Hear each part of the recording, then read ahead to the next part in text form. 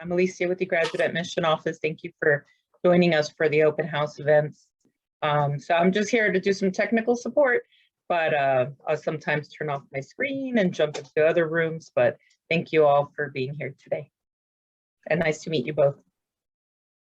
Alicia knows all things admissions. So I'm a faculty member in theater and I teach in the performance pedagogy program. So I'll be able to answer things about curriculum, about the program itself and the teaching opportunities, and may refer things to Alicia or her team. They sort of go beyond my knowledge, scope of my practice. How these things normally go, because they're usually pretty small, is we have a really informal conversation about who you are and your journey and what's brought you to graduate school at this point in your life. And I care passionately not about recruiting you to our program, but like helping you find whatever is next for you. And maybe that's LMU, maybe it's not. But in the hour or two that we've got, I'd love to get to know you, and you're so welcome to ask me anything about LMU and performance pedagogy and what we do here. So that's kind of the loose shape of the day. We'll see where we go together. Doug, I heard Providenza's from Chicago, but living in Los Angeles. How about you? Where are you based? Hello. I am currently based in Burbank, just moved into a new place in November. I've been in LA for, now 11 years, since 2011. I moved here from New York City. I lived in New York for 14 years. I was a Broadway actor.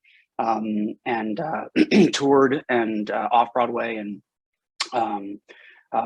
sang on the stage of Carnegie Hall and did all that. So I was very ensconced in the actor's life for a long time, and then just started getting burned out on New York and started getting burned out on the sort of piecemeal life of an actor, and just knew I needed a change. So I moved to LA kind of without a plan. And I've now landed into this new chapter where my involvement in theater has now so beautifully expanded beyond acting.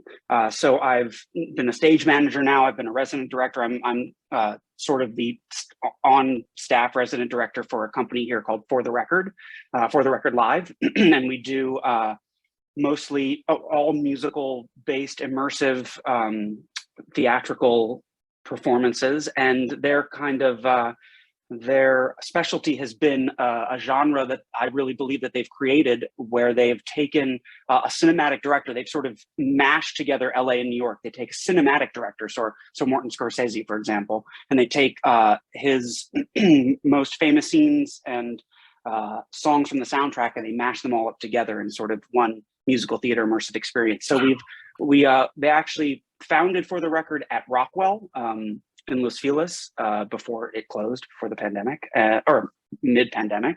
And so we've now performed at the Wallace, Annenberg, and Beverly Hills. They had a show on Norwegian Cruise Lines. They had a sit-down production of the Baz Luhrmann show, big Baz Luhrmann spectacular in Vegas. So I've really hitched my wagon to For the Record Live in LA as my creative home here, because it so beautifully combines so many aspects of kind of where I've come from and where I hope to go. And spoiler alert, I've been accepted into the performance pedagogy program. So congratulations. Thank you. So the plan was to start in summer session 1, because I thought, I got nothing else going on. Let's get started. So I've kind of been back and forth with Kevin, and then also been back and forth with, or not even back and forth, but I reached out to someone else whose name I forget. Arnob. Rachel. I reached out to awesome. Yeah. Rachel. I haven't heard back from her yet, because I had some questions about summer session 2, because when I was looking to register for classes, I didn't see any graduate performance pedagogy classes, graduate program classes there for the second session. So I was wondering about that. But so my questions are going to be very specific, because I've started already diving into what this journey is going to look like for me. So I'm very excited about having a focused commitment to surrounding myself with creativity in all different forms, and also surrounding myself with a diverse group of people who have unique and separate interests, and finding out kind of where we all connect, and where we're all different, and what we can teach each other. And you know, I'm excited, but also equally nervous about being out of school for 20 years and coming back to critical thinking and having my own opinions challenged, and just to sort of see kind of what you said at the beginning, which is how this program can really help me focus what this next chapter looks like for me. I've never really been interested in teaching in general. So I'm interested to see how kind of a program that is specialized for, you know, or helping to at least focus some creatives into a teaching sphere, how that could, what that would look like on me.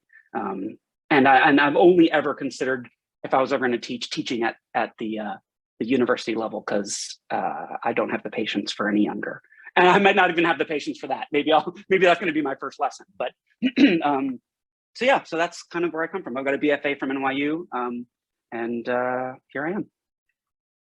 I'm so glad you're joining us, Doug. Me Has too. someone put you in touch with Josh Grassetti yet? I know Josh just sort of from swimming in the same circles back in New York. I don't know that he would even know. He might know my name, but Cool. But yeah, I know of Josh, and I know that he's a product of the program. Yeah, he just graduated, and Cool. might be a great thought partner as you begin for what the journey might look like. I'm happy to put you two in touch. I think that's sort of the first step of building community here, is feeling oriented to what the place has been and visioning what it could be for you.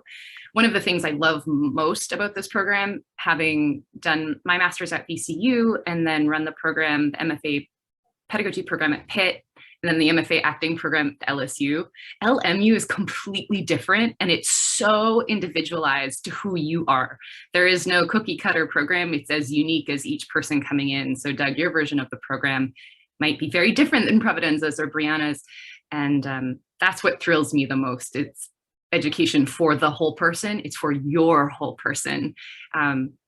Because performance pedagogy is a vast field. And as you mentioned, like there's so many different things we could sort of grab onto. So Providenza, what are you curious about at this point in your path, career path, creative path? Yeah, totally. I mean, so my life as an artist and as a person has sort of always lived at the nexus of like art and social justice.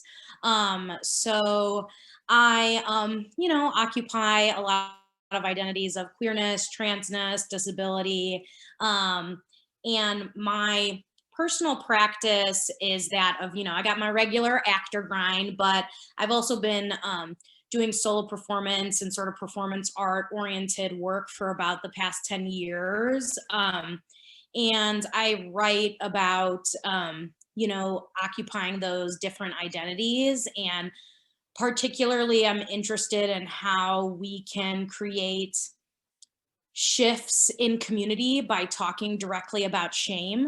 And so I'm interested in sort of like, you know, what does it look like to speak to people and reckon with the fact that they've harmed you, but fundamentally, in order for our culture to survive, we need to love each other deeply and honestly. So I'm interested in sort of formalizing some of my ability around like community making and art practice, and sort of wanting to orient myself as like a community artist, as a teaching artist, things like traditional professorship and stuff like that as well.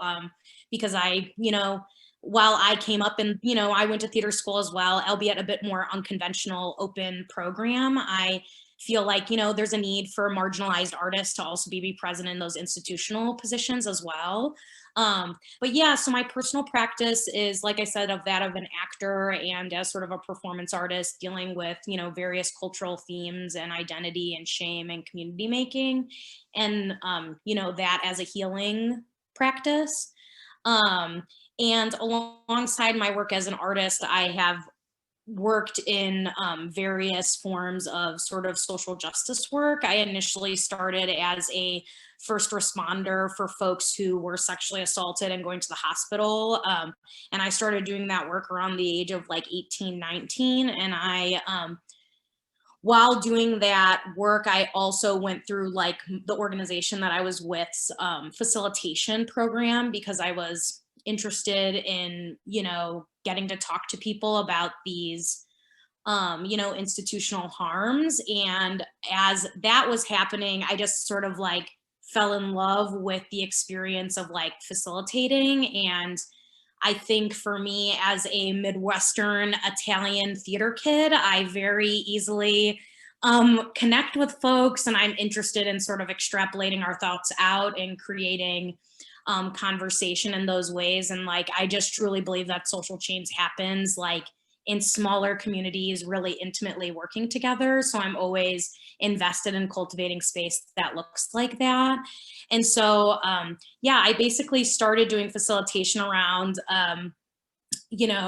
sex positivity, anti-sexual violence. And then alongside that, I was also volunteering with Rock and Roll Camp for Girls, which is sort of like a nationwide feminist music camp. And through there, I started facilitating more subject matter that was like body positivity, like feminism 101 for like young girls and trans kids. And now the way that my facilitation is showing up is really, wanting to bridge the gap of like what you do as an artist is a social change tool, and you can claim a stake in that identity so that we can firmly and boldly work together to cultivate community and revolution. So for me, kind of that swirl of like loving facilitating, loving community building.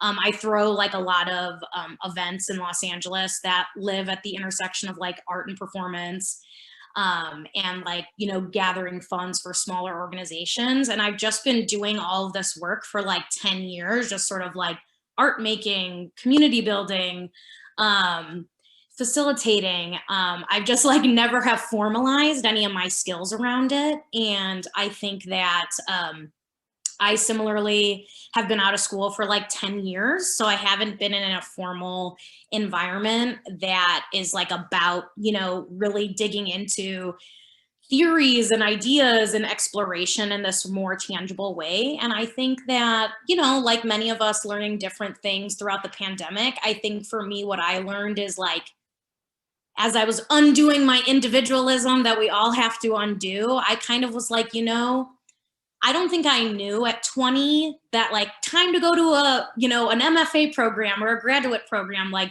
I didn't realize that sort of the things that I ended up doing for the past 10 years can be like a really beautiful, like in alignment career, And I think that like, I value myself as an artist. I value art making as like a modality of healing and social change. And I think having that like really be an embodied value and perspective, I think now I'm ready for the challenge to sort of elevate, formalize, and develop skills of like this work that I've been doing, but really have just been DIYing and figuring it out and growing myself. And I think right now I'm really interested in sort of like, what does getting to exist in an institution that, like you said, is really invested in individualizing the experience to the goals of that student, which I've actually had the opportunity to talk to, I can't remember his last name right now, but Thomas, who's a student in the program, and have been hoping to speak with Ann James because I've worked with her through Celebration. We kind of got a chance to just sort of quickly rap about it. But I think that the like main thing that I got from my conversation with them is that they were like two totally different paths, but felt very like catered to, and like people really wanted to like make that happen. And I think similarly to what Doug was saying, like I love the fact that there's going to be sort of a diversity of thought, goals. And I just think that's really exciting, because I just feel like, it's not even so much being challenged, but being like, oh my God, it's so interesting to see how someone who maybe is more interested in like being like an acting teacher versus like someone who's like, I want to do like this kind of stuff. Like, I just feel like there's such great curiosity and learning that happens in that. And I think that in tandem with my desire to sort of have like more institutional structure around sort of the things that I've been doing in like volunteer spaces for so long, I just feel like I'm finally ready to sort of like formalize it, dig into what I have, like challenge myself to learn more, and yeah, be around people who are just really dedicated to something really specific that they're really geeked about, and what inevitably comes from spaces where people are really passionate about what they're doing, even if it is totally different from what you're doing. So yeah, that's sort of a lot about me. Oh, does the world need your work? Thank you. I appreciate that. Thank you for what you do. And if it hasn't been said already in your conversations with people about LMU, LMU's service to faith and promotion of justice is that its ethos, its very tenet, its core. And that thrilled me as someone who's previously taught in other Catholic places and not sort of felt that. But LMU is wholly committed to social justice, not just in the names of centers, but in the work of every college, in the playmates and thought partners that you would have here, in the service and outreach programs. And there's a lot for you to do here. And I suspect a lot of people who would really value hearing your voice. So I can imagine a few paths already, and I'm getting excited about having you and Doug in the same classroom if that's possible, because we'd learn so much from each other. That's that sort of struck me as like, I'm so interested to know like what a collaboration between you and I would look like, you know, like, because so much of what you said really speaks to me also, but it sounds like we're coming from different places, which I love. I love that. Mm-hmm. That's my favorite part of graduate school too. Like, I went to a conservatory, I went to BOCO, Doug, and that was not my model of training. It was very individualist, very competitive, very standards based, right? Like, you will learn X and then you will perform X. And while that's valid and still exists in lots of places, it's definitely not the vibe, I think, in our program, which is very much learning across, in between, and among, so that we're a community of learners and teachers. So often we are teaching each other as sample students and learning about ourselves as students and teachers, just sort of continuously. It's very much this symbol, whatever that is. It's a very psychological gesture. Brianna, do you want to chime in today? Hi. Hi. Yes, it's Brianna. So I am a graduate of the class of 2013 theater arts. So I mostly am just curious about the program and learning more about it. I keep in touch with Kevin, and I've done Shakespeare on the Bluff the last couple of years virtually. And we had lunch last summer, and he kind of told me a little bit about the program. So I thought it would be fun to just get more information and just hear more about it. I don't at this time have the most amazing contributions as everyone else seems to. But like I said, I would just love to hear more, and that's why I kind of wanted to join this session today. Thank you for being here, and thank you for your work in Shakespeare on the Bluff. I marvel at what you've been able to do in transforming the Bard to the new century online. It was an incredible feat, and I enjoyed getting to see your work. It's been really fun. I actually am going to miss that it won't be virtual. Oh, really? It'll be in the new space, our new theater. Oh, really? Okay, that would be cool. So we just developed a new outdoor playing space. It's pretty flexible, very open air. There's fixed seating, sort of like amphitheater style. And Wow. It's in front of the library. And that's sort of open plaza. Oh my God, that is a perfect place for theater. Right? That is so cool. I'm surprised they didn't do that sooner. Now, I'm so glad you're here. Being an LMU alumna, you have an even longer relationship with the university than I have. Is there anything you'd be willing to share with our incoming prospective students about getting the most of your time at LMU? Oh, I mean, absolutely, yes. I would, obviously, the experience as a grad student is different than an undergrad, but I mean, first, I would share that I actually never lived on campus. So looking back on it, I really regret that. I wish that I had been more involved, not just in academics, but just in the whole social life and atmosphere and things like that. But honestly, I loved my time at LMU, and anytime I meet like a high school student or someone that's interested in attending or tells me that they're applying, I just always say, oh my gosh, you have to go there. You will love it. It's just the environment, the atmosphere, the people, the community, the professors. I mean, everyone is like outstanding. Honestly, I don't have one complaint about my education other than it ended too soon. Well, you would be welcomed back. Jen Robbins is a current grad student who's also an alumna of the program. She studied with Diane when Diane first came to LMU. Can you believe that? Oh, wow, how cool. I know. So it does feel very much like a family in that it does. We're a relatively small university with a lot of programs, but you will see a lot of familiar faces. And I like that, having been at large state schools before that can feel kind of anonymous, that the community building that happens here is because we are sharing these beautiful common spaces, the wonderful resources on campus, beautiful buildings, contemplative spaces, Yeah.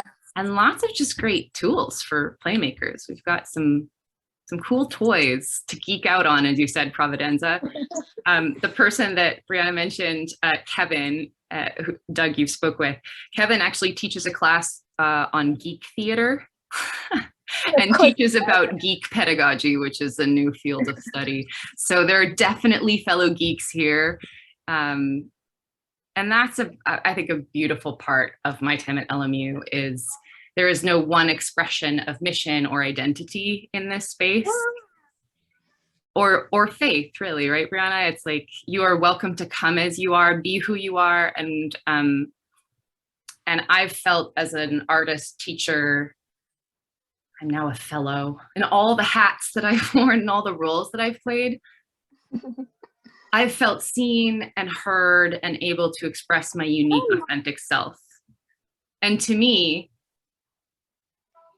that feels like love. And I never thought I would feel love for an institution. Do you know, like, I really love coming to this place. I taught scene study this morning. Maybe you took that class, Brianna, Theater 210, and was really just delighted, not only by the intelligence of our students, but by their lived wisdom, that they come from all over the world, speak many languages, and are really interested and engaged. They tend to be very intelligent, high-performing students, and lovely. The people that come to LMU, there's still lovely energy here. So I wanted to offer that because it sort of Brianna's pointing us in that direction, but also because you can't quite feel that on Zoom. It's just the six of us. So if you do have an opportunity to come visit campus now that things have kind of opened up, I would definitely recommend it. The bluff, as you can see behind me, is a beautiful backdrop to everything that we do here. And I really find, Alicia, I don't know about you, but the campus is really gorgeous all times of year, and it's open all times of day and night. So you really benefit from coming to campus and having that experience as a part of your decision-making in this process. And Doug as well, knowing that you're going to come, it can be useful to take a look at the theater spaces or sit in on a class and see the work that's happening and let that sort of inform and inspire maybe even the thesis class that you're going to create, or a production you'd like to direct on our campus, or Providenza, like a program that you might want to facilitate. So I invite that. There are lots of people who would be happy to give you tours and help make connections. So consider that as a future possibility as well. Oh, Alicia, you're the best. Thank you. We have a new visitor as well. Sade, would you like to chime in? Are you able to today? Yes, hello.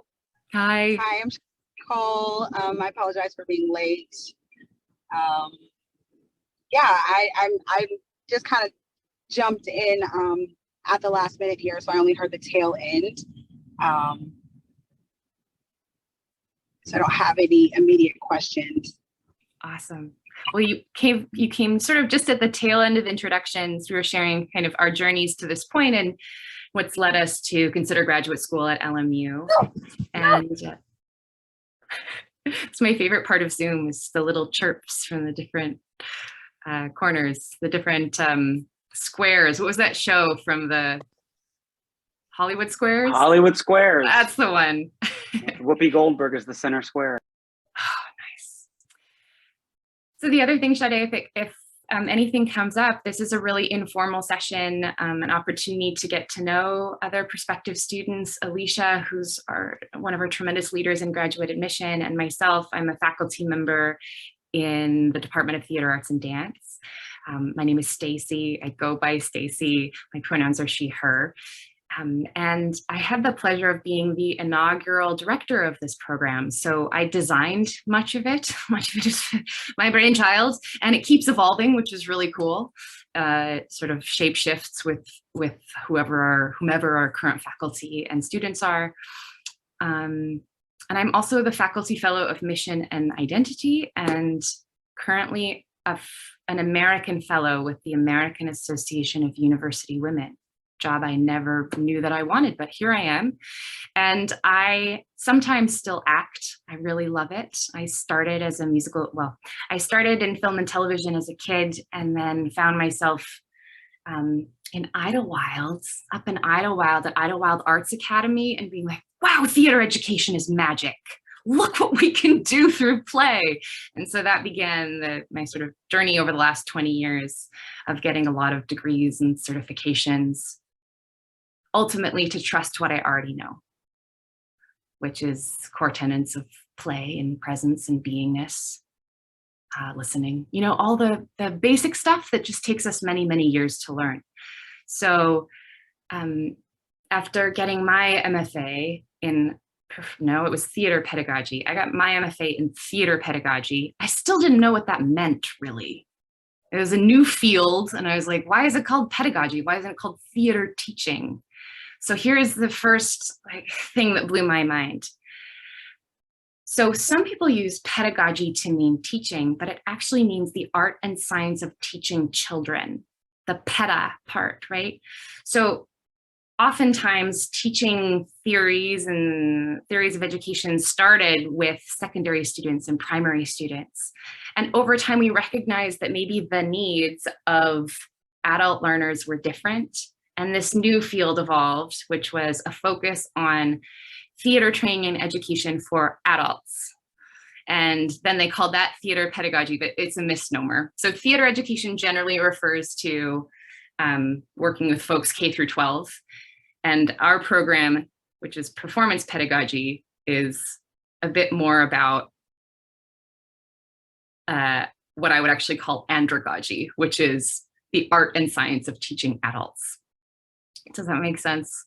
So performance pedagogy, our program is specifically dedicated to the art and science of teaching adults the skills and tools of performance, which we define as anything that might happen on stage or with a camera, rather than a sort of performance studies description of it. We think about performance as acting, directing, devising, community practice, social justice, and so on.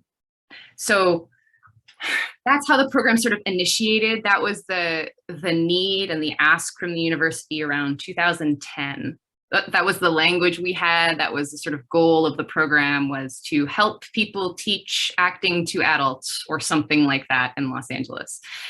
At the time, there weren't any programs like that on the West Coast. So Kevin was excited that this program would be the first of its kind west of the Mississippi. And it took a few years to get it going, but it officially began in 2018. So our first class of students started to graduate this year. Josh graduated in December along with a couple other folks, and then we'll have many more graduates this May. The program was designed to be as flexible as the needs of a professional artist or a caregiver or parent or someone who wants to maintain a full-time job. And so in alignment with sort of what the university was doing with format, it became a program that you could start fall, spring, or summer. You could go full-time or part-time, and you could really do your courses in any order. So to me, it sounded like a choose your own adventure book. And Doug, as you pointed out, there's some benefit to that you can take a hiatus for a pandemic or for a birth or adoption or life, and the program will keep going. When we started, it was a program in person. It was designed to be an in-person program, and then very quickly in our first year, it became an online program and then a hybrid program. So we're currently considering what the future of this program looks like to best serve the needs of its incoming students. We recognize that it's on the west side of Los Angeles, and getting to 4:30 or 7:30 classes at night can be fantastic or terrible depending on where you live. We generally don't have classes on Monday nights because we know that that's a dark night and there are lots of things that people might need to do. We generally don't do classes on the weekends, but there are, Doug, as you pointed out, classes that are possible to do in the summer. Currently, LMU has 2 summer sessions, so there are classes that begin sort of at the end of May, beginning of June, and then another round that begins around the end of June, beginning of July. Is that right, Alicia? Somewhere around there. The program is 60 credits, which means 23 credit classes. So most of our courses are offered as 1 2.5 hour block. One night of the week. So for example, if you were to register for 3 courses in the fall, you might be here Tuesday and Wednesday and Thursday evenings, maybe at 4:30, maybe at 7:30. So that's what the first year might look like. Throughout the program, it's kind of a scaffolded progression of teaching. For most people, the first year is really about developing a theoretical framework for what pedagogy or andragogy, performance, or theater is for you. Doug, as you said, it is weird to come back as an adult to school and have your critical frameworks challenged, but it's also exhilarating because you just feel a little bit each day like your mind is blown, and then you can go to work and do something about it. Like it immediately shifts your practice, which is really awesome. This year, just for some folks, reading bell hooks, just their minds expanded 20 times. For others, it was reading, where is it on my shelf? Teaching What You Don't Know. And some other folks loved the heart of teaching. So for everybody, there's something different that might spark in that first year in your core courses like Introduction to Theater Pedagogy, Issues in Theater Pedagogy, Research and Writing for Theater, and a number of other course titles that you can read about on the website if you want. But you take 7 core courses, and then in your second year, if you're here for 3 years, you would probably start to teach in our program. Maybe you'd be more comfortable serving as a teaching assistant for someone.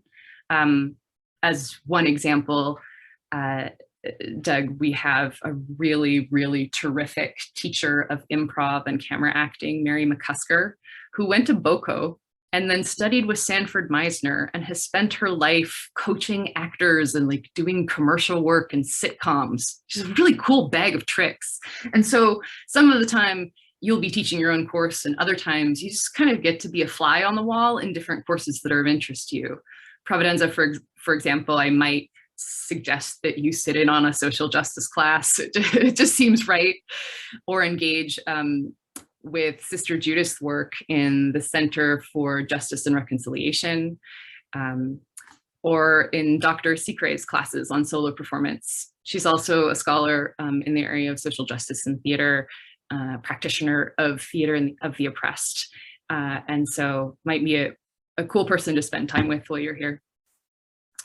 She's a collaborator of Anne's sometimes, so I imagine they can tell you about them. And Brianna, you know a lot of people here already, but we haven't gotten a chance to play together. So if you were to come to LMU, I have a dream that maybe we could do like a acting pedagogies class where we do a survey of different acting theorists, Black acting methods, and we look at their core tenets and how they are similar and how they are different. That's a course I think I would like to teach you because it feels like a beautiful extension of what's happening in the undergraduate program. That sounds really cool. I'm sorry for my background noise. You have a kiddo? How old are they? I do. He's 2. He's very active. Well, we're a very parent and caregiver friendly program. It was really important to me in the design of this program that it respected that we are adults and adult learners, and the most beautiful people we can learn from are our young'uns, right? They bring so much wisdom into the world. And so I wrote some language, but it basically says, if you need to bring your kiddo to class, we'll figure it out. We can engage with them in some way, and they have a lot to teach us about play and presence. I'm sure you could learn a lot from mine. So in the last year, one of our second year students, she had her baby in the fall, and we've gotten to watch him grow through Zoom calls for the last year and a half. And so something beautiful about this program is watching each other through our midlives transform throughout the program because of the ideas we encounter through art and through each other and through play. So my notion is that the wisdom comes from without, but it also comes from within, because LMU does have its roots in being a religious or spiritual school of learning. I do think it's important that we recognize that this is Earth School and the domain of creativity and our spirituality and our personal development, especially as mid-career artists. Much of what we will learn will be from within ourselves. So we not only like study and play hard, we also like rest hard and ask ourselves big questions and wait for the knowing to come up. Because many truths about creativity and teaching are as unique as you are. That like, there's a fingerprint for teaching, you do it your way. So with everything you've encountered, with all the things that you know, you ultimately show up and just respond to the moment. So sometimes our work in this program is remembering that we teach who we are. And that's the most important gift you can give to the world. That is so beautifully said. Thank you. I was thinking actually earlier about the Atlas of the Heart, Brene Brown's new book. It's so good, and it feels so to me, you're talking about shame earlier, so to me like we're all trying to say the same thing but in different words, which is, how do we lead a more beautiful life? How do we be more fully ourselves? How do we come alive in relationship? How do we respect ourselves in the space we're living in? And our vocabulary, our disciplinary vocabulary for that is different. So we may use different words for things in this program, but I think at the end of the day, we all know that we're here on a very individual path. And as teacher, facilitator, mentor folks, we don't generally call ourselves professors or doctors because it's sort of pretentious, but also because we are on a first name basis with you. We are here as whole artist persons to say, here's what I've tried, here's what didn't work for me, here's what did work for me. You reach your own conclusions in graduate school and then tell us about it in a thesis, or go tell the world what you've discovered. So part of my teaching philosophy and my living philosophy is Mary Oliver's Instructions for Life. She wrote, Instructions for Living a Life. Pay attention. Be astonished. Tell about it. So good. So our time together is really like, what do we want to pay attention to in graduate school? It's like the gift of time that you give yourself to cultivate new ideas. So I invite you between now and when you join the program, maybe that's in the fall, or maybe it's 10 years from now, because who knows how life goes. But you pay attention to what are the hard things, or the questions you don't have answers to, or the longing that wants to be expressed somehow. And I can tell you how I've done that, and you'll find your own way of doing it. But when I was coming to LMU midlife after many a gig and many a year as a traveling human, I said, what is this time in my life about? I'm in Los Angeles. I'm on the west side of Los Angeles. I'm up on a hill. I'm on a beautiful bluff where I can see the ocean and the mountains. I'm starting a job with Beth Henley. Wow, Beth Henley is going to be across the hall. That's really cool. What did I learn from Beth Henley? I wonder what LMU is really about when it comes to Catholicism. Where do I fit into that in my intersectionality? Do I feel safe to be all of myself in this space? And if so, how? Who could I become here with these playmates and thought partners? So I started to notice when I visited and like culled the interweb that there's an extraordinary library here. And I got really excited about the archives, the special collections, the extraordinary resources in that beautiful building, that I was like, oh my gosh, I've never wanted to hang out with librarians more. And so I went and got to know them and asked them to buy a catalog, a new catalog of theater and pedagogy and performance texts, and they bought everything. And I was like, this is so great. I get to spend the rest of my time at LMU reading all the books I wanted to read without getting book clutter, and asking them hard questions, and then there's so many grants and awards here. I was overwhelmed, both for graduate students and for staff and faculty as well. There are retreats, there are grants, there are teaching fellowships, there are assistantships. The university is expensive, and there are a lot of ways they want to give money back to you for the wisdom and experience and leadership that you're bringing as graduate students.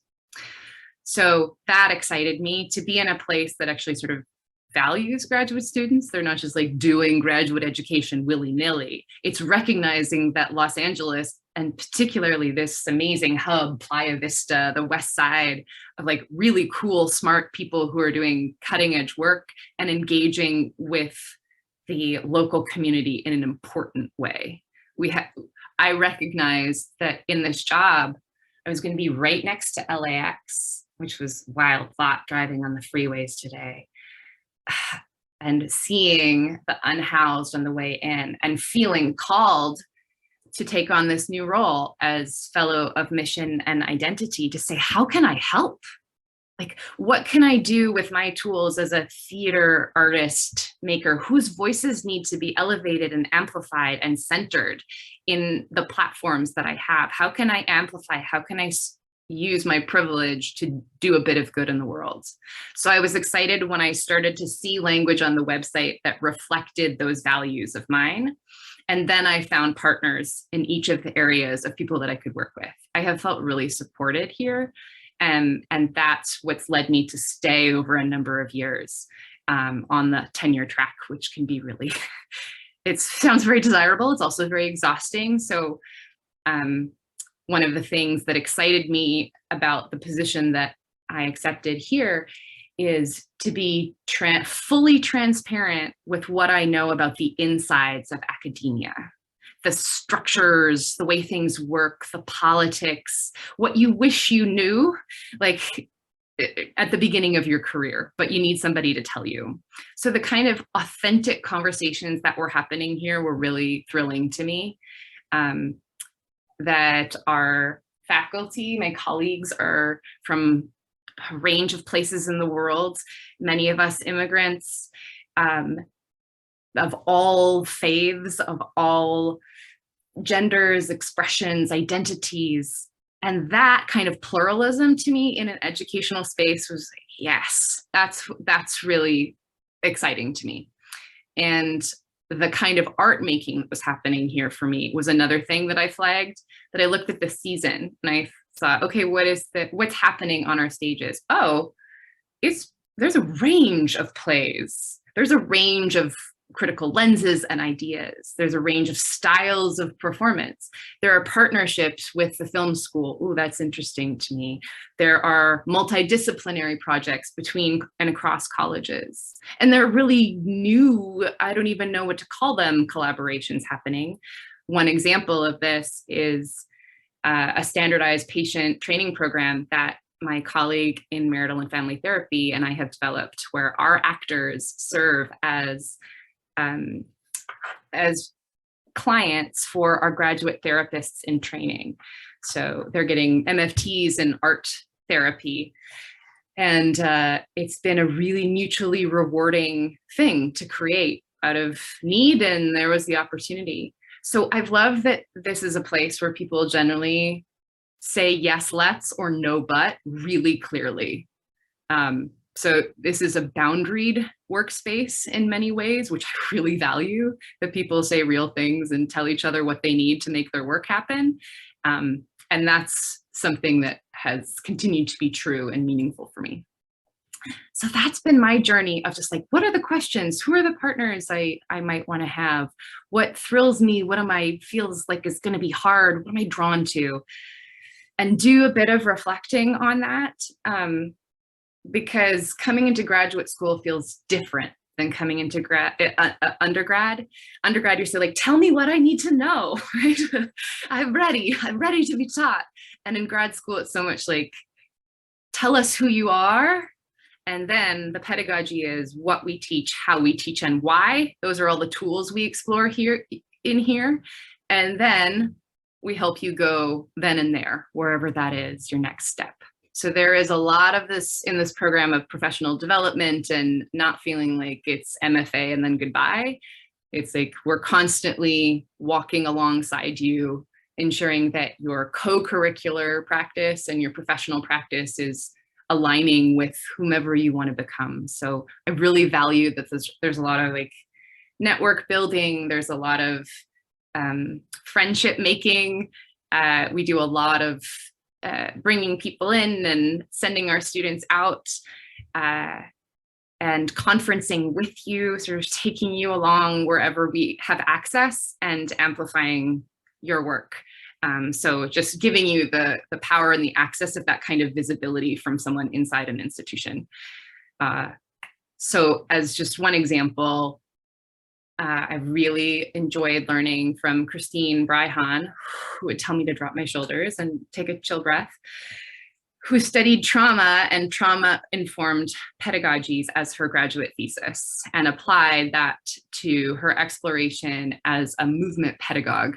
So she teaches Laban, she teaches Viewpoint, she teaches Alexander, she teaches a lot of embodied practice, and she wanted to know about trauma-informed touch and how that would influence teaching and learning in the pandemic and in the endemic. And she taught me a great deal about myself and my own trauma and how that informs my teaching, and helped me see and feel what was happening with our community in real time. So I learned so much from her that she became my RAINS research assistant. So I could pay her to teach me things and participate in research. And now we have presented at multiple conferences, done public lectures together. She just did co-lectured with me a couple weeks ago for the AAUW.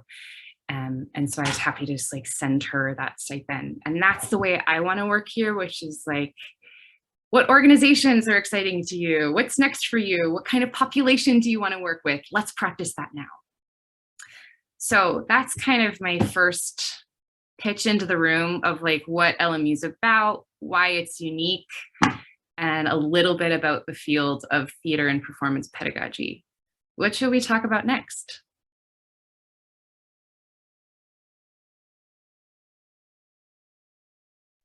I would like love to have a little bit more insight into like some of the course load that is more in relationship to like teaching practice. I'm just like very curious like what that looks like, partially because I also have a partner who is a educator and pursuing the PhD level, and I like I'm just like curious what it looks like, when we're thinking about it within this context, but also just some of like more the practical elements of like education and stuff like that. Cool. Thank you for asking that. It is a geeky thing that I'm really excited about. So if this isn't your jam, you can always find a really simple TLDR of this on our website.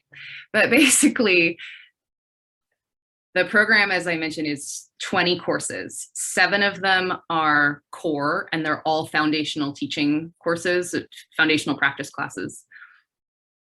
Then there are 2 that are your thesis, which is preparing a project and then reflecting on that project, executing it. So that might be a class of your own devising. Some people direct, some people do a community project. It's really up to you, but it's with close faculty mentorship. There is not, which is different from a PhD, a kind of defense process. You don't have to defend your work. Your work is your work. Just tell us about it. Let us celebrate it is the terminal degree part. That you create something, you share it, and we talk about it, and that's sort of how you arrive as an MFA. Now, an MFA and a PhD are both considered terminal degrees. For the field of theater, that's not true for every field, frustratingly, but for theater, it's true. Which means that at least the gatekeeping inside academia will say you can apply for jobs if you have an MFA or a PhD. Some people have both. There's some on our faculty that have chosen to get multiple degrees, graduate level degrees. I won't speak to their reasons for doing that, but you can certainly ask them and they'd be happy to tell you. I went the road of just more certifications. I just wanted to like know very practical things. So I got certified in the Meisner approach to acting, vibrant voice technique, vocal yoga, mental health for artists, trauma effective pedagogies, school crisis. I mean, the list goes on. It's like graduate school, whether you go to an MFA or a PhD, is still like only one step on the path. So much of my life feels like gathering ideas and just weaving them together. So in sort of an interbeing. So in the MFA, it's a bit shorter. Most people do it in 2.5 to 3 years. Some PhD programs are as short as 3, but generally 5. And depending on how quickly you dissertate, sometimes longer, but most people get funding for 5 years. A significant difference between MFA and PhD programs is the amount of teaching you'll do and with what I actually don't like this word. It feels too hierarchical. I was going to say level, but I would say like the kind of population you're working with, whether they're, well, I'll get to that in a minute, and whether there's funding or not. So depending on what kind of institution it is, the package for a PhD candidate might be very different than the package for an MFA candidate. LMU has only 1 PhD program that I know of. Alicia, correct me if I'm wrong, but in the School of Education, Providenza, I might suggest that you speak with Anne about it. She was interested in pursuing their PhD in Afrocentric intimacy pedagogy. And we were like, we're gonna have to figure that, we're gonna have to build you a path because we don't have that yet. Right now, we just have the MFA in theater, and that's sort of where it stops here. Many of our graduates go immediately into teaching positions or coaching positions. So one of our first graduates is in a tenure track position at a college within the Los Angeles area. Another runs a private studio, and another is a teaching artist that has many different cool gigs around town. So I think that speaks to the fact that the teaching process within our program is giving you the or offering you the knowledge and tools, experience, and confidence to teach in whatever context you're excited about or facilitate. I'd like to broaden my language to respect what you've offered in the room. So far I'll use facilitate. That's the word that like really moved me. And I'm willing to learn if there are other words, other verbs that feel alive and specific to what you're offering the world. So rewind, thoughts, go back. Where was I? I went on so many beautiful tangents. MFAs, PhDs, terminal degrees, and was considering doing the PhD program. Okay, so at the MFA level, we're looking at 3 years. And the first year, if you're doing a 3-year sort of full-time thing, you're taking your core theory classes. With me would be Intro to Pedagogy and Issues in Theater Pedagogy. That's all of the foundational learning theories, history of education, a sort of survey of styles of theater pedagogy, major practitioners that might be helpful to know. It's like the cocktail party version of theater pedagogy, all the highlights. Then we go deeper in Issues in Theater Pedagogy, where we dive into critical texts and issues of your choosing. We talk about current issues in the work, and we have really exciting discussions and presentations and guest lectures. One highlight for me recently was learning from Dr. Tanya Pettiford-Waits, who sort of created and writes about her work called Ritual Poetic Drama on the African Continuum. She is a light, very exciting teacher. So we bring in voices that are showing us the way, sort of wayfinders and where the field could go. And in that first year, maybe also some observations of classes like Mary's class I mentioned, or Secre's classes, and others. There are lots of cool folks here. We have maybe 30 or 40 faculty. So there are a lot of people from full-timers and our amazing lecturers. There are a lot of new people each semester. So over the course of 3 years, you'll learn informally from a lot of folks. In the second year,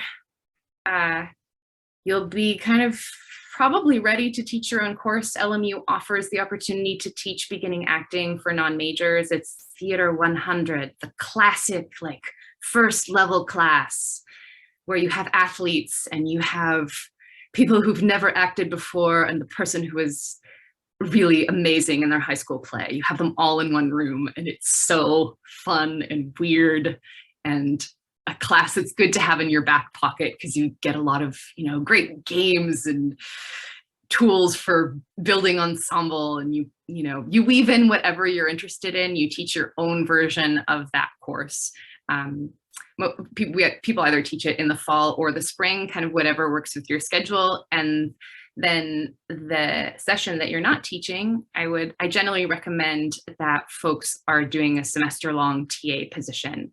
That's credited, which means that it's really a one-on-one mentorship with you and the professor of teaching that particular class. This is where I recommend you think about, like, do I want to practice tools or learn some new tools for script analysis? So that'd be a cool class.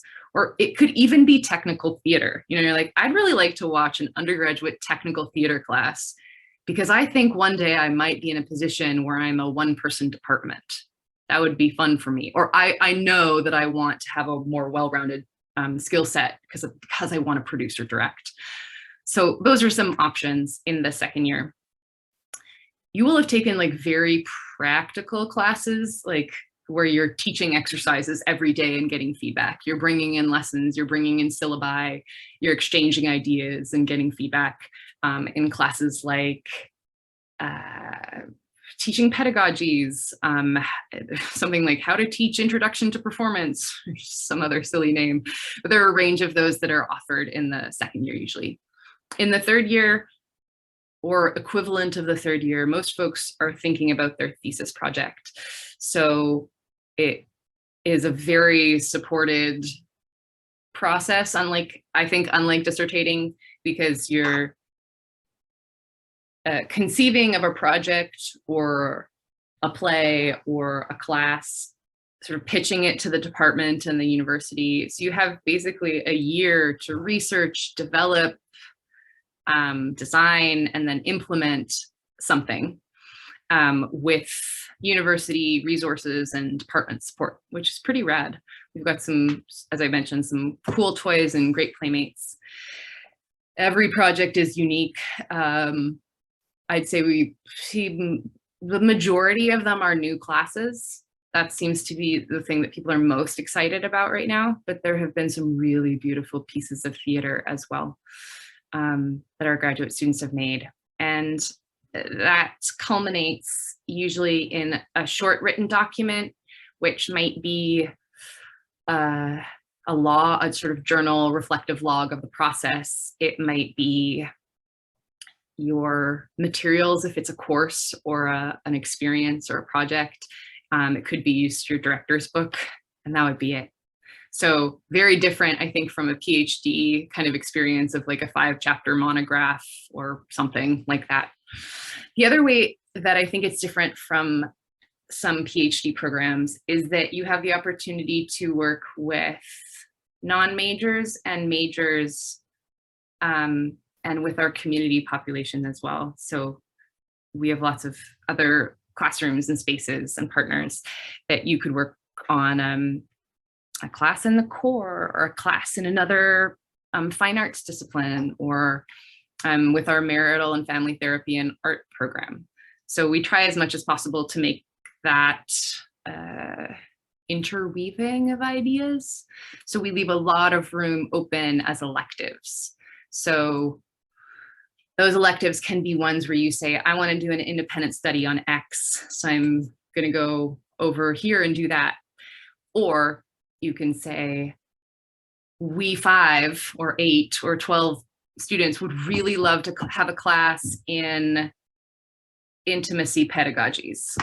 And if we don't have the faculty person, we'll hire them. I think we do, but we bring in an expert in the field as an adjunct to what we call lecturer here. And that's, I think, one of the exciting parts about going to the program in LA is there's so many amazing people to bring in. The university, I feel like, is very well connected, and Brianna has a wonderful alumni network. So this is a random example, but I never know who I'm going to learn from on this campus. One day we heard that the commencement speaker was going to be Dr. Kareem Abdul-Jabbar. I was like, I did not know that he was going to change my life in a commencement speech. I just didn't predict that on LMU's campus. But there is access, there is excitement about new ideas, connecting locally and connecting globally. We have an initiative for that right now. There's just so much going on here. It's a great time to come. I'm going into my 5th year at LMU, and it's sort of dorky, but I do think it keeps getting better because we have really good leadership right now. Does that answer your question, Providence? That was a long, windy thought path. Goodbye. What else should we talk about?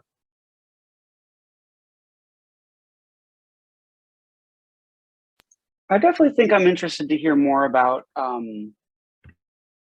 the university's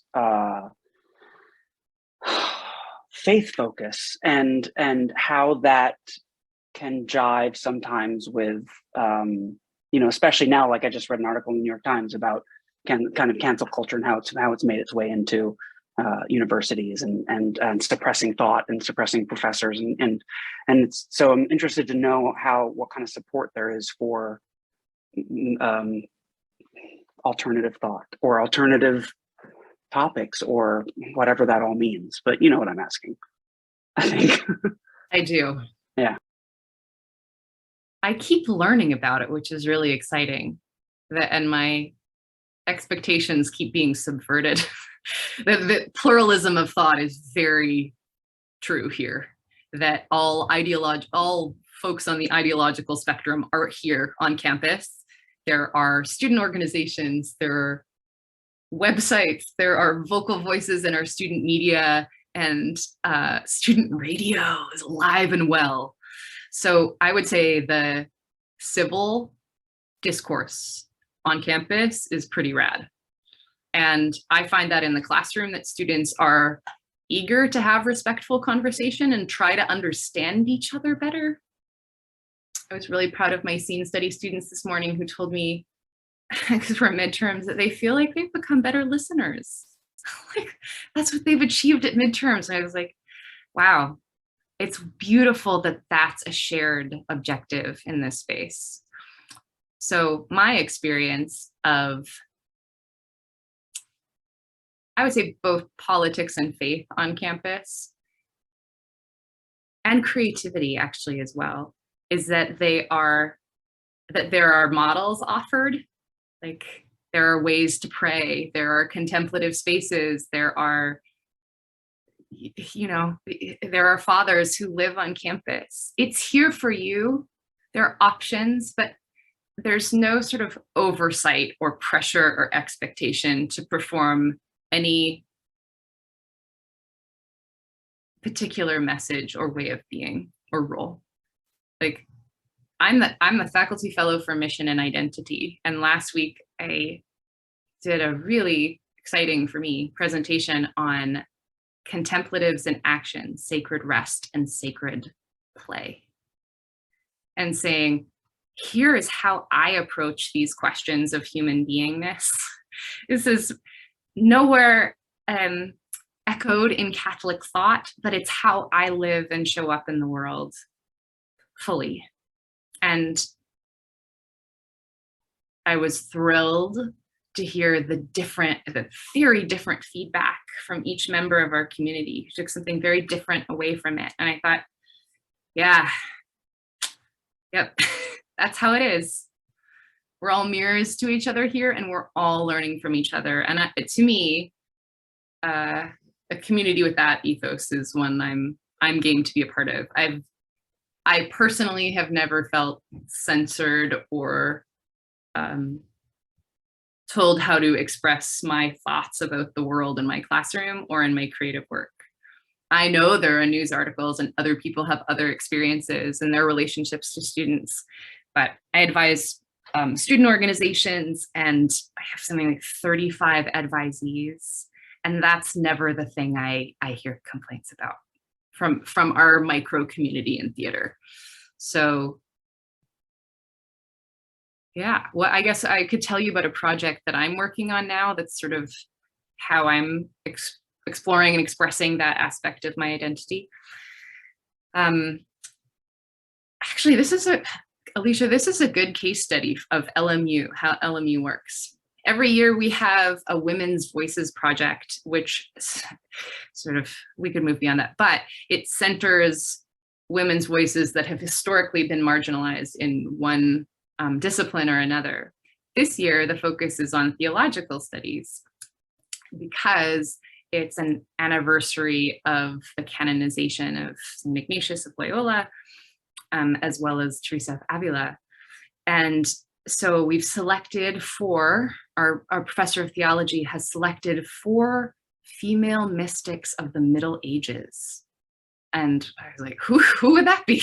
I've never heard of these people before. So Hildegard of Bingen, who was really cool, like early feminist thought, is fabulous. And Catherine of Siena and Julian of Norwich. Bye, Brianna. It was great to meet you. Sounds good. Thank you so much for your time. I hope I hear more. We'll connect another time. Bye. Okay, thank you so much. Bye. So these fabulous women and our actors from theater are creating a piece of their texts. So each of these women had a unique and specific mystical vision of her relationship to God and described it in her poetry or letter writing or novels. And we didn't know a lot about their lives, but there are many beautiful paintings and statues of them. And so we're learning through the library's archives and special programs, as well as a special collection that's opened up of historical Jesuit objects, that really cool interdisciplinary, interdepartmental project is going to manifest in a new piece of theater in the library's beautiful performance space that has that scrim as its skyline. So I'm directing this new piece of these women and their voices with all of this support and wisdom. It's like the best dramaturgy I've ever had. You know, it's really extraordinary. And I was a total novice to this material when I came to it. And I've been most excited to say, like, I have no idea. Teach me. It's like, introduce me to faith, introduce me to women as you interpret their works, and let me sort of smash old ways of doing things that don't feel right to me and my sensibility and intersectionalism. So interrogating the way I cast this production that breaks expectation, integrating aspects of art from the music they wrote to their poetry to whatever we can find, and creating a multi-sensory experience in our library, just that they're saying yes to that. And to me, leading it in this, I'm thrilled. So that's been my experience. Faith is sort of, you can take it or you can chill out with it here. It doesn't matter. Just you do you. And that's definitely not the experience I had teaching in Louisiana. Like, my experience of Catholicism and politics, it felt to me like I was wearing shoes that were too small. And so candidly, I can say the kind of institution that you work for definitely feels like the water that you swim in, and you want to be in really healthy water. And that goes for like the jobs you choose to, you know, you're like, oh, I can breathe here, you know? Yeah. I would say this is pretty reflective of my pedagogy. So pedagogy, I'll just say like my philosophy of being, which is that it's democratic, that like I am leading this session just like I lead a class, but it's so much more like, where do we want to go next? Like, what is the next question for us? And so the way I teach and train others to teach is very much the same way we learn to act, right? That you're just like, moment to moment, what's the next truest and most beautiful thing for us to learn together? And you keep adjusting to that. You come in with lots of options, but ultimately you're preparing yourself to respond to the moment and who's there. So the way that manifests in our session today, metapedagogically, is like, I have a list of stuff we could talk about, and I could like describe why I'm making those decisions and talk to you about how that, you know, what you would learn more about those things in my class. But that's less exciting to me than like, what's next for you? Shall we rest? Shall we depart? Shall we dive deep into curriculum?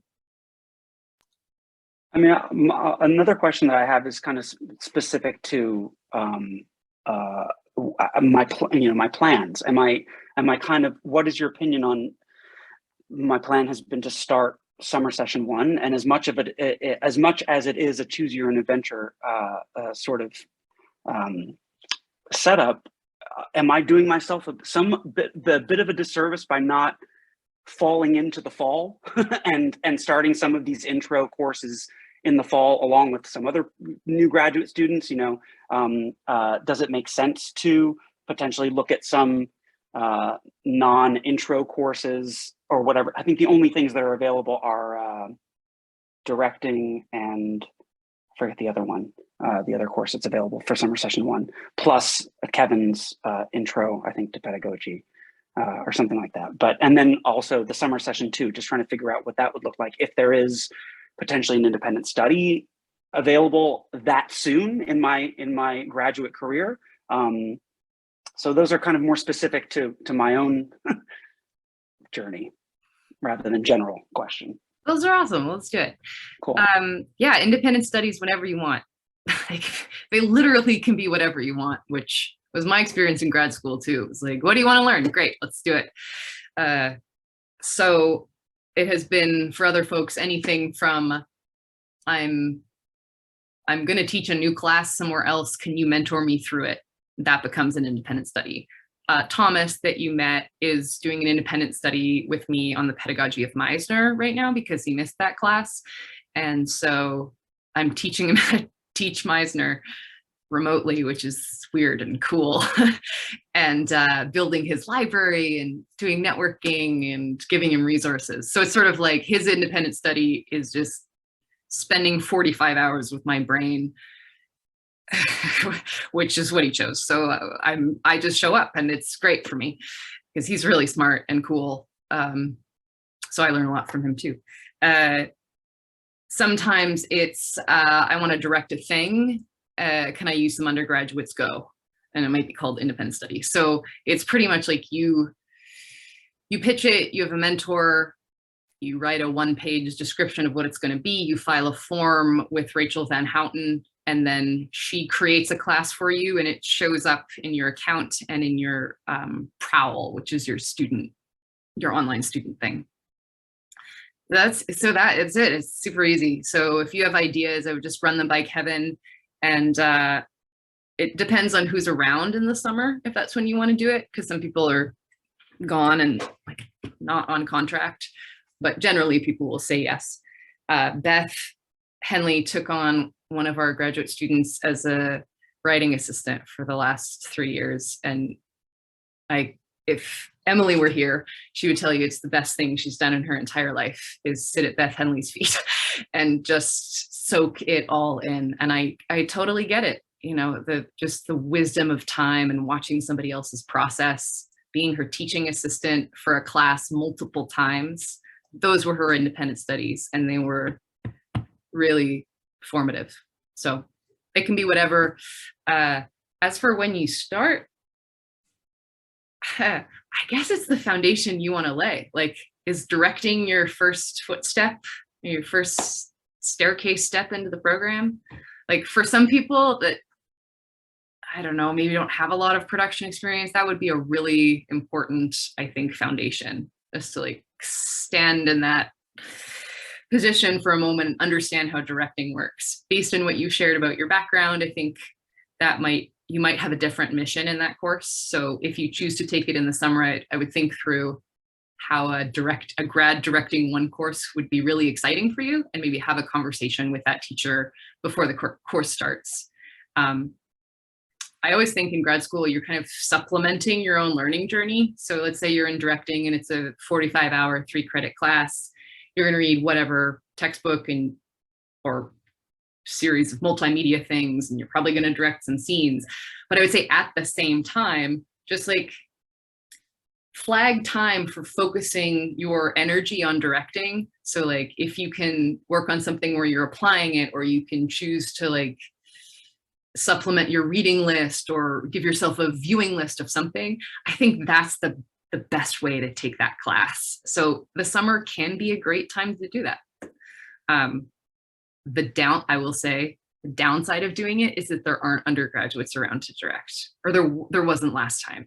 And so to me, that's like a critical piece of directing. I'm interested in actor coaching and seeing bodies in space. Like I don't want to direct at the whiteboard or at the table or theoretically. So for me, that's the kind of directing experience that I would want to cultivate in grad school. So that's food for thought. And I don't remember what the other classes either. I'd be happy to tell you about it maybe the next time we chat over email or something. I've got the schedule somewhere pulled up. I'm not teaching till the fall. So the first time we would work together would be in Intro to Pedagogy, which I think it's a great class because you're just testing things out. It's basically a laboratory. You're like, this is who I think I am as a teacher. Let me try something. What do you think about it? How'd that go? And we read some great stuff. We meet some great people. You'll probably design a course by the end of it. So you leave with, you've spent some time on a syllabus or a plan for something new that you're excited about, where you have a group of thought partners and me kind of guiding you along, being like, how about this theory? What would you think about integrating this or going in this direction? So it's kind of like I'm a Sherpa as you build a syllabus. So that's why I think it's a great class for people who start in the fall. It's very like all the new people are going to be in it. There will be lots of circle games. It's like that kind of vibe. So if you feel like that's your place to start, join us in the fall. Cool. Yeah, I just found the schedule. So it's for the summer session 1, seminar, teaching, acting. It's directing. It's advanced topics, theater, pedagogy, academic life. So that's a cool class. So the way Kevin and I designed the curriculum is like intro to theater pedagogy, issues in theater pedagogy, advanced topics in theater pedagogy. So it's kind of a sequence. You wouldn't be missing anything jumping to advanced. Like, I don't know what that means really, but it's the academic life refers to what I alluded to earlier, like how institutions work. What does it feel like to be a professor or professor-like, if that's your ambition? What's the inside baseball, basically, and beginning to think about your professional materials at this point in your life. Does that mean, sort of rethinking your web presence? Do you want to invest in multimedia examples of your teaching? Do you want to, I don't know, build a portfolio? There are all kinds of ways that the university can support you, along with career and professional development services, to think about transitioning from the beginning, so that it's not a showcase class in your final semester where you're like, oh, I'm graduating, now I start thinking about getting my next job. So that's that kind of class. And seminar, teaching, acting is usually an acting pedagogy class. So it's really focused on what do you teach in an acting class, it's acting pedagogy. And it's focused generally on,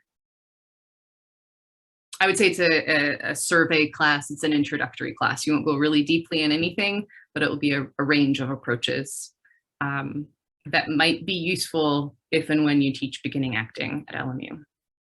So really university focused teaching, I would say, and classroom based teaching is the focus of that course.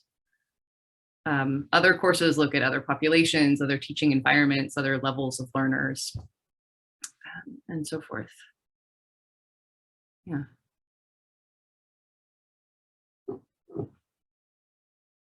I'd like to meet Who is this magic sparkly being? This is Max. Hi, dude. He was his rescue name was Steven Tyler Jr., which is still his Instagram name, but it was a mouthful, so we changed it to Max. He's a good boy. He just got his leptospirosis and flu vaccines today, so he's been a little, but he's a good boy. Oh, what a sweetheart. It's the pleasure of seeing today on campus Buster, who is LMU's care dog.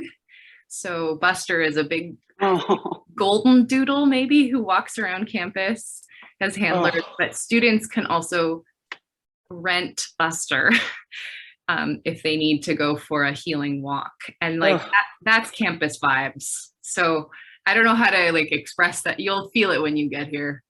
The other thing that I can only describe to you for now is that outside of my wall, my office wall, is a piece of the Berlin Wall.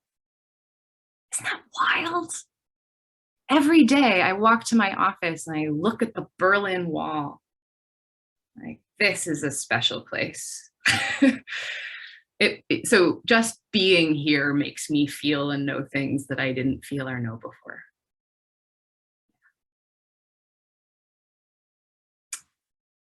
Well, it feels like it's almost dinner time. I saw your crunchy food before, Doug, and I was like, yes, my stomach understands. My crunchy snacks and my sparkling water. Yeah. I'm ready for something a little more. Yeah, exactly. Yes, me and my LaCroix and my Persian cucumber and my Honeycrisp apple. I am partnered to an actor as well. It's just part of it. It's just like, what will make me feel good? And all of the amazing produce that we have here is another reason to live in LA. I like our cafeteria food. So we're right by the cafeteria. We've got a lot of options for hot drinks on campus. So I never feel sad when I'm here. There are dogs, there's the Berlin Wall, there's great food, and a lot to do nearby our campus in down in Playa Vista, where there are, Alicia probably knows better than I do, but like a lot of cool corporations are housed down there now. YouTube, who else?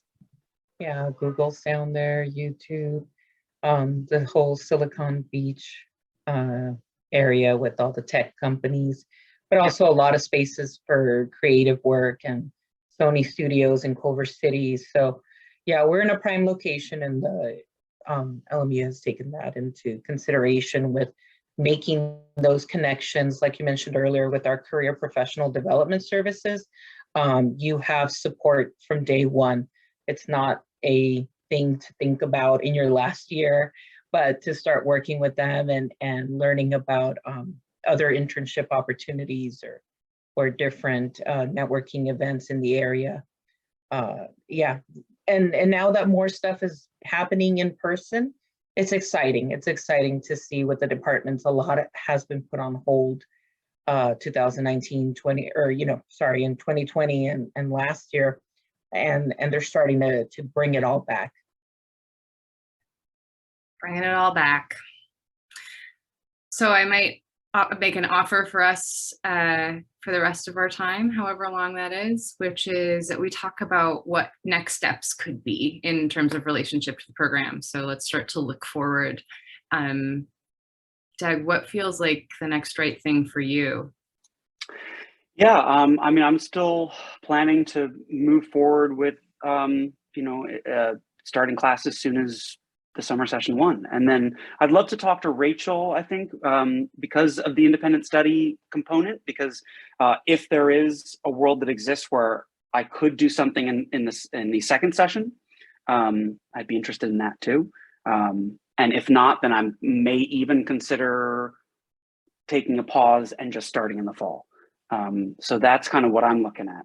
I've got some, I'm born and raised in Hawaii, so I've got a flight to Hawaii right in the middle of summer session 1, which I was totally ready to move around, but I'm also open to maybe, like I said, taking a pause and starting in the fall. So I've got a few more questions for Rachel, I think. Awesome. Yeah. She's generally very responsive to email. We're a bit slammed right now because it's advising time, but she's usually good within like 24 to 48 hours. If you would like to, you're welcome to email me. I can send you samples of independent study plans just to show you kind of what other people will have done. I'll just like redact the names and stuff, but you'll have a sense of kind of what the process would be like, and I'll show you the form that you would file to do it. I would love that. Thank you. I already even have an LMU email address. Oh, so wow. Somewhat official. Well, the best thing about that is our sort of internal directory. Once you have one of those, you just click and everybody's name drop down, like a search drop down. Right. So it sort of plugs you in pretty quickly, and you get to register for all the cool things. I would definitely start an account with Career and Professional Development. It's called Handshake. Is that right, Alicia? Yeah, Handshake is their internal job finding magic place where they connect you to employers that are specifically looking for LMU students. Their success rate is extraordinary, and they're just great partners to have in terms of referrals. And they're very actually knowledgeable about the business and what we do. They have specialists in our field, which is really rad. So it's nice to just have people to look over your materials and let you know what networking events are happening on campus, what school visits are, and any place that has kind of an LMU alumni, there's a really strong sort of ongoing conversation and like a lot of handshaking into your first job, which is nice at a small school. It's nice to feel like you've got bridges that are already built when you're sort of transitioning fields. Yeah. How about for you, Providenza? I mean, the big one, apply, but beyond that, I mean, I definitely feel like I'm interested in, either, getting a chance to like chat with more folks, or, you know, if there's an ability to like sit in a class, whether that's like digitally or on campus. I think for me, like, this was really valuable. Just like cemented some of the other conversations I've had with Thomas and Anne. And I just feel like, you know, I feel really excited about the amount of individualization, the mentorship, you know, all that kind of stuff. That's like so exciting to me. And obviously they're already being work in like the subject matter that I'm interested in. So yeah, I think for me, like, I think I don't want to say imposter syndrome, because it's not that. It's more just like, I think I would just love a little bit of a more inner feeling, just because, you know, my fear right now is more just about the concept of school, I think. And I think I see a lot of the values that this program provides that I'm in alignment with, but I'd, yeah, love either an opportunity to see it in action, or just have the ability to, you know, visit campus or anything like that. You name it, we'll do it. Great. We do all the kinds of visits you could want. There's some really stellar tours, there's sit-ins, we can plan any number of conversations that you'd like. Totally. And yeah, just say when. We have just one more break. There's 1 week where we're off for a little bit. Alicia, do you remember? It's sometime in April. I think it's around Easter. Yeah, we're closed on the Friday, but I forget. I believe it falls on the 16th this year, April 16th, but sorry, April 15th, we're closed. So there's a couple of days for the students and faculty that there aren't classes. So it's like that Thursday, and then I'm not sure if classes reopen on the 18th. As staff members, we just get that Friday, the 15th. Oh.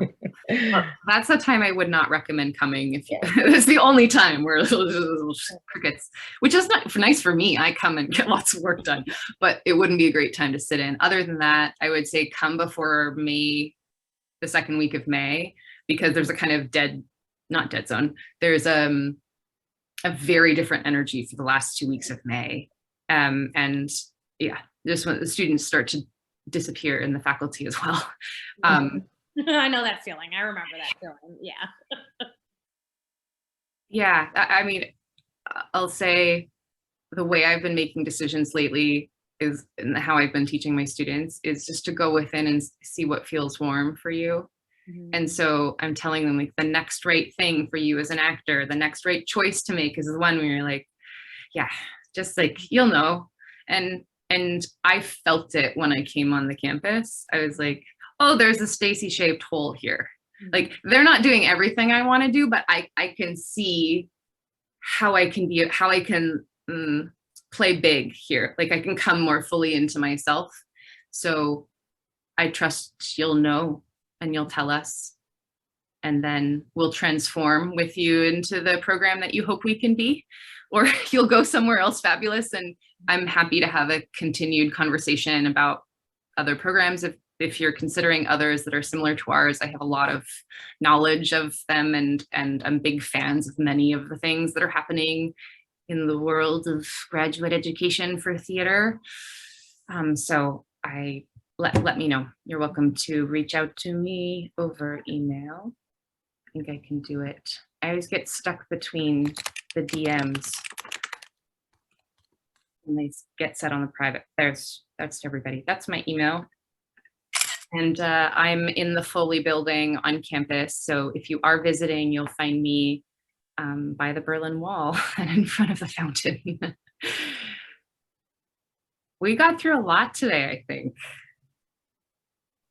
I talked way too much and I apologize. I generally, when I'm teaching, try to limit the teacher talking time, but I do get passionate about the program, and Kevin wanted me to be here to do this because he's teaching and because I love meeting the people that I'm going to work with, saying like, what are we going to make together?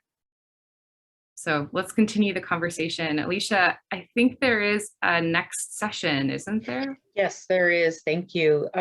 We will be having our folks in financial aid. They'll be doing a presentation at 6. And then our graduate students of LMU, so the student organization, the current like cabinet members and students that are very much involved in this group are doing their 6:30 session, and then at 7, that's for our international student admission. But you know, we hope you can join us for the 6 o'clock and or the 6:30. And I'll put, yeah, and it's by going right back to the same open house link that I just put in the chat, and then you'll just be going through the Zoom link like you did for this presentation, for this session. And I wouldn't be doing due diligence if I didn't talk about money, because that was definitely on my mind when I was thinking about graduate school. So here are the things I know for sure. There are many program scholarships every year. If you're thinking about coming for the summer or fall, I recommend getting that application in soon. That would be sent to Kevin. It's available through the financial aids website. Just scroll down and graduate scholarships, MFA Performance Pedagogy. I've never seen anyone not be awarded, and the scholarships can be for fall, spring, summer, semester. They are based on need and merit. You tell us nothing, it just sort of comes through FAFSA, your information. You're ranked based on financial need, and then we know what we know about your tremendous merits. And so there is a lot of money to be had, and I think often incoming students don't know to apply for that particular program scholarship. So please do. Even if you don't know how many courses you're going to take each semester, put at least one. So for example, Doug, apply as if you're hoping to come for the summer. And say, I would take 3 credits, and then it will try to make it possible for you to come in the summer. So we can grant you money for that semester, or sort of earmark it. Does that make sense? If you choose to come, or just move it to another semester. And that is, I'm sure I'll find out more about this at 6, but that is different than the financial aid application where you list the courses? Got it. Okay. Yeah, I didn't know about that. Alicia, is there anything you could add? Yeah, the university has a separate departmental scholarship form, which is based on your program. So when you go to that website, that link, it's a PDF. You'll go ahead and fill that one out, and that one's the one that your department gets to see all the valuable information and then help award money that is within the department's funding.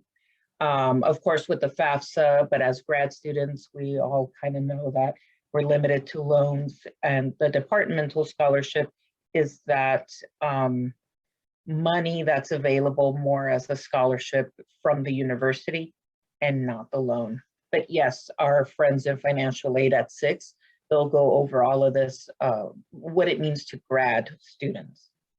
Great, thank you. I'm so glad they do that. Here are the next 2 things that I know for sure.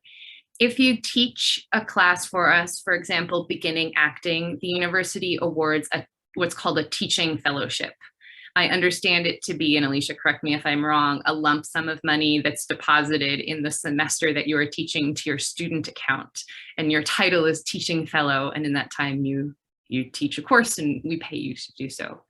The third option that I really want incoming students to know about if they want to work where they study, which is our graduate assistantships. These are, and Alicia, this is, I know, sort of tricky territory, but cover a range of kinds of positions at the university that could be teaching focused, they could be research focused, they could be administrative support in some way. So depending on the department, it ranges. In theater, we have 2 assistantship lines. So those are student positions that work up to 20 hours a week, are paid through the university, and are supervised by Catherine Noon, our department chair. In our department, they work on a range of projects. It could be developing curriculum guides. It could be providing instructional support to a new faculty member. It might be a whole range of tasks related to our program itself.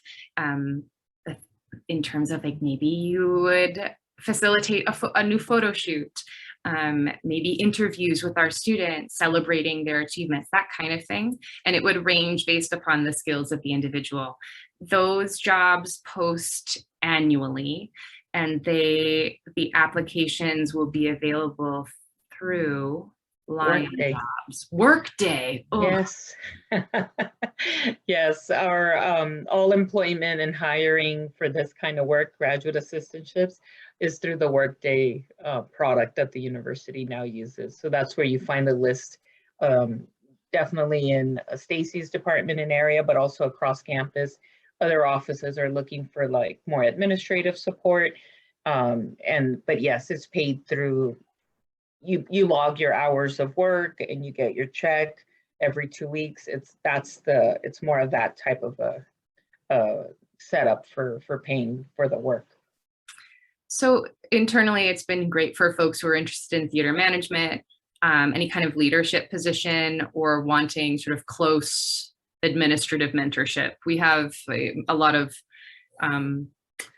artistic directors, managing directors, designers, folks who work in different sort of professional domains on our faculty. So if you interview for the job, it sort of shape shifts to what you want to do and what the needs of the department are that semester. I've been a big advocate for student leadership and representation on each of our committees in the department. It's important to me that decisions are made by sort of democratic practices and include all members of our representation from all members of our community. And so that means from our undergraduate programs, from our graduate programs that include staff and faculty. So that's sort of the ethos of how we make decisions about student awards, how we make decisions about scholarships, how we make decisions about what plays we're doing. So when it comes to like questions about scholarships and money within the program, ask Kevin, he's your point person. And then graduate admissions and financial aid will be your best points of contact for anything related to FAFSA or loans or employment at the university beyond our program and department. We have no clue. The less we know, the better. We got to stick to our lane, and our lane is teaching and learning. So that's the money stuff I think I need to cover.